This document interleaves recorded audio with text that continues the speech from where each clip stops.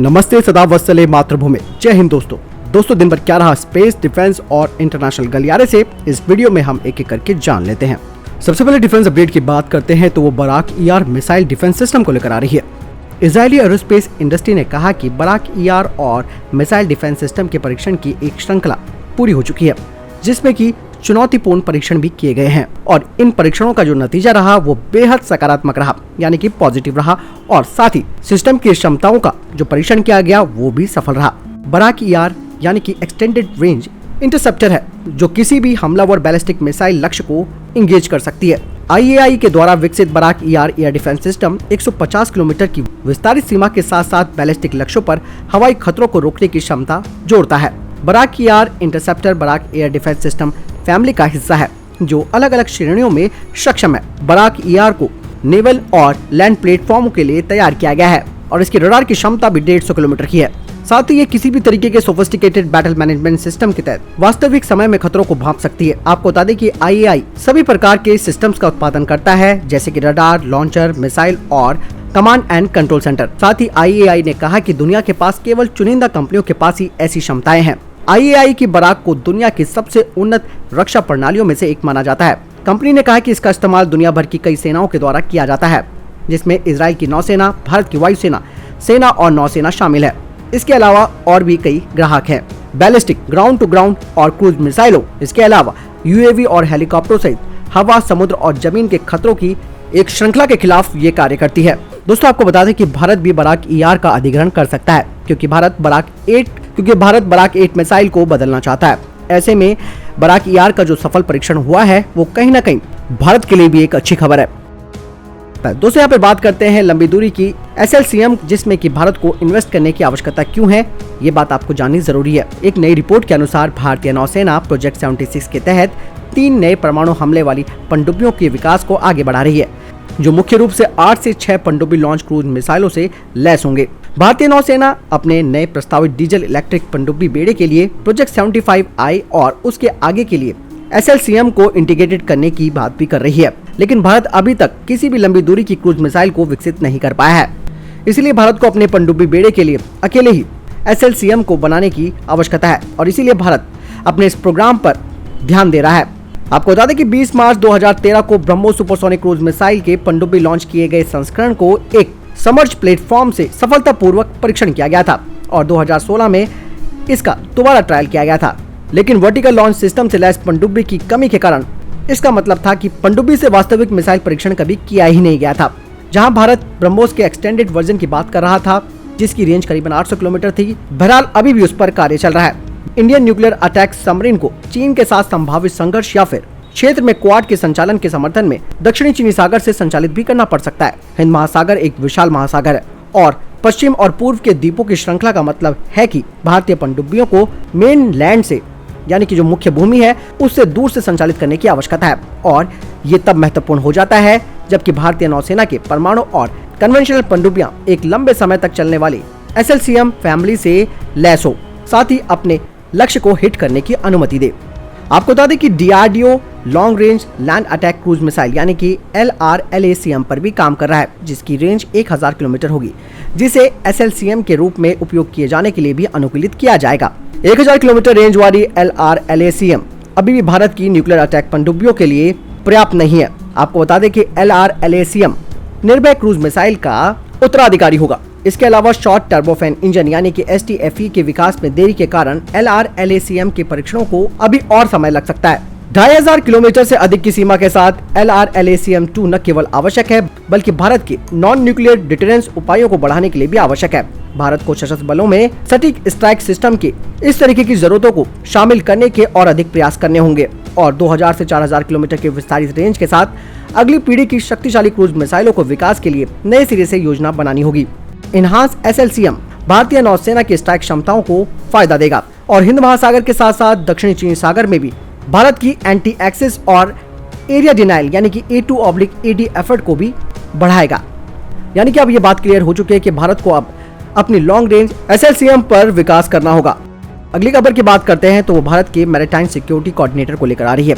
CDS general Vipin Rawat ने घोषणा की है कि देश की समुद्री मामलों की निगरानी के लिए 2021 तक नेशनल मैरीटाइम कमीशन यानी कि NMC की स्थापना की जाएगी। हालांकि ये भी कहा जा रहा है कि इस तरीके की जो बॉडी बनाई गई है वो कोई नया विकास नहीं है। पहली बार 2001 में कारगिल ग्रुप ऑफ मिनिस्टर्स यानी कि GOM की रिपोर्ट और उसके बाद 2008 के 26/11 मुंबई हमले के मद्देनजर इस बारे में सोचा गया था। हालांकि NMC की घोषणा में देरी एक अचंभे वाली बात है। चीन सहित अधिकांश विकसित देशों ने 21वीं सदी में समुद्र की चुनौतियों से निपटने के लिए अपने एडमिनिस्ट्रेशन ढांचे को पुनर्गठित किया है। भारत इस मामले में पिछड़ गया है। आज समुद्री रक्षा प्रबंधन यानी कि मैरीटाइम सिक्योरिटी मैनेजमेंट बहुत जरूरी हो गया है। हालांकि 26/11 के बाद देश की समुद्री सुरक्षा निर्माण के पुनर्गठन के लिए कुछ प्रयास जरूर हुए। भारतीय तटरक्षक बल यानी कि ICG को तटीय सुरक्षा सौंपी गई, जबकि भारतीय नौसेना को समग्र समुद्री सुरक्षा की जिम्मेदारी दी गई। हालांकि उनके पास कोई पर्याप्त अधिकार नहीं है। इसके अलावा देश में 9 तटीय राज्य और 4 केंद्र शासित प्रदेश हैं, जिनमें से अधिकांश का मानना है कि समुद्री और तटीय सुरक्षा केंद्र की जिम्मेदारी है। वास्तव में कुछ राज्य अभी भी इस तरीके के किसी बोर्ड की स्थापना नहीं कर पाए हैं, जबकि केंद्र सरकार ने उनको सलाह भी दी है। भारत में 7,516 किलोमीटर की तटीय रेखा है और 2.03 मिलियन वर्ग किलोमीटर का स्पेशल इकोनॉमिक जोन है। हालांकि 2014 के बाद जब नई सरकार आई, उन्होंने इस दिशा में कार्य करना शुरू किया। वास्तव में act east policy, neighbourhood first policy, project Sagar और ब्लू इकोनॉमी सहित Sagarmala project, Indo Pacific initiative and participation, इसके अलावा 4 नेशंस का यानी कि 4 देशों का क्वाड, इन सभी पर कार्य किया गया। आपको बता दें कि NMC के आगे मुश्किल काम है, क्योंकि देश के 12 प्रमुख बंदरगाह दुनिया के अन्य उन्नत बंदरगाहों की तुलना में खराब हैं। देश के दक्षिण में एक उचित ट्रांसपोर्ट शिपमेंट बंदरगाह की कमी के कारण कोलंबो में भारत के लिए और इससे कंटेनरों का ट्रांसशिपमेंट हुआ है, जिससे राजस्व को भी नुकसान हुआ है। यानी कि अब भारत को मैरीटाइम सिक्योरिटी कोऑर्डिनेटर मिल गया है, जिसकी जरूरत काफी पहले से थी, लेकिन धीरे धीरे प्रयास किए गए और फाइनली इस तरीके की बॉडी को बना दिया गया है। अगली अपडेट चाइना को लेकर आ रही है।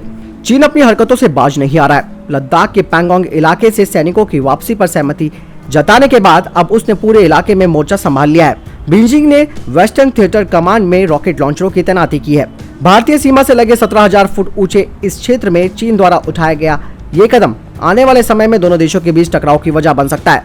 बता दें कि काफी समय से चल रहे सीमा विवाद यानी कि बॉर्डर डिस्प्यूट को हल करने के लिए चीन ने हाल ही में सहमति दर्शाई थी, जिसके तहत दोनों देशों ने अपने सैनिकों को वापस बुलाने का फैसला किया था। आधिकारिक समाचार पत्र PLA डेली के हवाले से बताया गया है कि चीनी सेना की आर्टिलरी ब्रिगेड की समुद्र तल से 5,200 मीटर की ऊंचाई पर तैनाती की गई है। ये तैनातगी विगर मुस्लिम बहुल राज्य शिनजियांग में की गई है, लेकिन इसकी सटीक लोकेशन के बारे में जानकारी नहीं है। हालांकि इतना जरूर कहा गया है कि बर्फीले और ऊंचे पहाड़ों के बीच ये जगह स्थित है। रिपोर्ट में कहा गया है कि नए रॉकेट लॉन्चर्स चीन के सघन अभ्यास का हिस्सा हैं। इन्हें चीनी सेना में 2019 में शामिल किया गया था। वहीं हांगकांग के साउथ चाइना मॉर्निंग पोस्ट ने अपनी रिपोर्ट में कहा है कि पीपल डेली ने इन हथियारों की फायरिंग रेंज का खुलासा नहीं किया है, मगर इसका जिक्र जरूर किया है कि यह सिस्टम लॉन्ग रेंज रॉकेट का है, जो 12 इंच या फिर उससे बड़े रॉकेट्स को ले जा सकता है और 100 किलोमीटर तक के टारगेट को निशाना बना सकता है। रिपोर्ट में PLA के आर्टिलरी कॉर्प्स में इंस्ट्रक्टर रहे सोंग जोंगपिंग ने कहा है कि लॉन्ग रेंज मिसाइल के जरिए भारत को टारगेट किया जा सकता है। इस रिपोर्ट से यह संकेत मिलता है कि सर्दियां कम होते ही चीन ने इलाके में अपनी सेना और हथियारों की तैनाती में इजाफा कर दिया है। बता दें कि भारत ने फरवरी में पैंगोंग लेक से चीनी सेना को पीछे हटने पर मजबूर किया था। इसके अलावा गोगरा, हॉट स्प्रिंग और देप्सांग प्लेन्स को लेकर बातचीत चल रही है, लेकिन PLA यहां से हटने का नाम नहीं ले रहा। अगली अपडेट आर्मी चीफ को लेकर आ रही है। सेना प्रमुख जनरल MM नरवणे ने कहा कि विरासत संबंधी मुद्दों और मतभेदों को आपसी सहमति व बातचीत के जरिए सुलझाने की जरूरत है। उन्होंने चीन के साथ चल रहे विवाद की ओर इशारा करते हुए कहा कि ऐसे मसलों पर एक तरफा कार्रवाई से मसला नहीं सुलझाया जा सकता। उन्होंने ये भी कहा कि पैंगोंग लेक इलाके में LAC से दोनों की सेनाओं का पीछे हटना आपसी रिश्तों का एक सकारात्मक कदम है। सेना प्रमुख ने आगे बताया कि भारत में चीन के राजदूत सुन विडोंग ने हाल ही में जारी बयान में कहा है कि टकराव को टालते हुए दोनों देशों की सीमा पर शांति और यथास्थिति बननी चाहिए। यही बात भारत और चीन के संबंधों के भविष्य का आधार बनने जा रही है। जनरल नरवणे ने इस दौरान पाकिस्तान के साथ संबंधों पर भी चर्चा की। उन्होंने कहा कि फरवरी में दोनों देशों के बीच संघर्ष विराम का समझौता हुआ है। समझौते के बाद दोनों ओर से सीमा और नियंत्रण रेखा पर कोई गोलाबारी नहीं हुई है। ये भी आपसी संबंधों का सकारात्मक पक्ष है। इसके अलावा सेना प्रमुख ने नेपाल और भूटान के साथ मजबूत ऐतिहासिक और सांस्कृतिक संबंधों के बारे में कहा। उन्होंने कहा कि भारतीय सेना के नेपाल मूल के गोरखा बटालियन के रिटायर्ड सैनिकों का बड़ा समुदाय नेपाल के लोगों के साथ एक मजबूत संबंध रखता है। इसी तरह भूटान के साथ भारतीय सेना मजबूत संस्थागत संपर्क साझा करती है, जो कि समय की कसौटी पर भी खरी उतरी है। अगली अपडेट की बात करते हैं तो वो प्रधानमंत्री के पुर्तगाल और फ्रांस दौरे को लेकर आ रही है। प्रधानमंत्री नरेंद्र मोदी अगले महीने पुर्तगाल और फ्रांस की यात्रा पर जा सकते हैं। सूत्रों से मिली जानकारी के मुताबिक पीएम नरेंद्र मोदी यूरोपियन संघ समिट यानी कि EU समिट में वर्चुअली हिस्सा लेने की उनकी संभावना है। जानकारी के मुताबिक पीएम मोदी ने पुर्तगाल और फ्रांस दौरे पर अभी आखिरी फैसला नहीं लिया है। विदेश मंत्रालय की ओर से फिलहाल इस दौरे की आधिकारिक घोषणा नहीं की गई है। हालांकि सूत्रों ने ये बताया है कि शायद प्रधानमंत्री वहां पर जा सकते हैं। तो दोस्तों, ये थे अभी तक के टॉप डिफेंस और स्पेस अपडेट्स। वीडियो के संबंध में कोई प्रश्न जवाब या आपका कोई सवाल है, आप कमेंट सेक्शन में लिखकर जरूर पूछ सकते हैं। बहरहाल इस वीडियो के लिए इतना ही। मिलता हूं नए वीडियो के साथ, तब तक के लिए जय हिंद, जय भारत।